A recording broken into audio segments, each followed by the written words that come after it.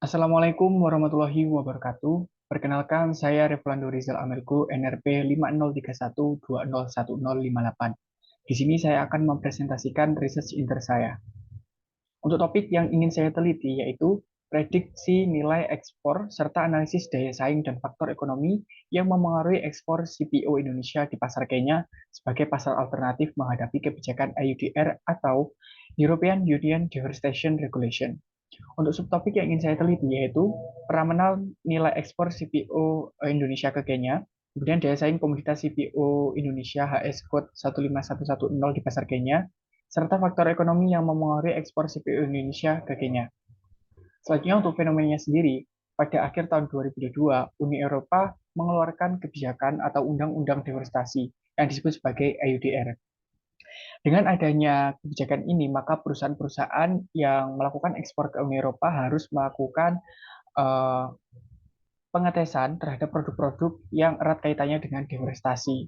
Produk-produk seperti minyak sawit, kemudian kedelai, dan lainnya erat kaitannya dengan deforestasi untuk pengalih gunaan lahan. Kemudian, dengan adanya ini, maka ekspor CPO Indonesia akan diperketat dan juga dipersulit. Hal ini menjadi sebuah bentuk diskriminasi Uni Eropa terhadap CPO Indonesia. Seperti yang diketahui, Uni Eropa merupakan pasar tradisional atau pasar utama bagi CPO Indonesia. Maka dari itu, Indonesia perlu mencari atau memfokuskan diri dalam pasar non-tradisional atau pasar alternatif. Salah satu pasar alternatif untuk CPO Indonesia adalah Kenya.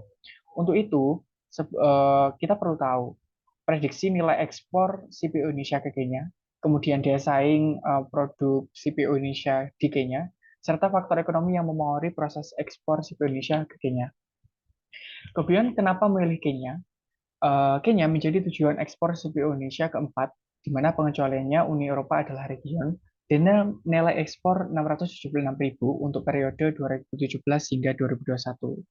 Kemudian nilai ekspor CPO Indonesia ke Kenya menurun di bawah Malaysia pada tahun 2021 menjadi 304.000 dolar Amerika. Kemudian untuk bibliometriknya sendiri, untuk topik Indonesian CPO Export, ini erat kaitannya dengan istilah-istilah seperti CPO Export, Indonesian Crude Palm Oil, India, Commodity, Significant Effect, dan lain-lainnya.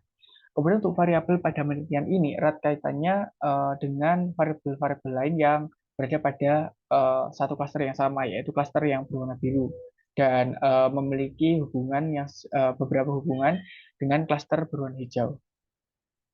Kemudian untuk overlay visualization, untuk tingkat keterbaruan pada topik Indonesian CPO Export itu masih di tahun 2017. Kemudian untuk density visualization-nya sendiri, topik Indonesian CPO Export masih jarang dilakukan. Terlihat dari warna kuning yang masih redup pada bagian kanan, serta nama-nama negara yang sering muncul pada topik ini, yaitu Indonesia, Malaysia, China, dan India. Untuk negara Kenya masih jarang dilakukan.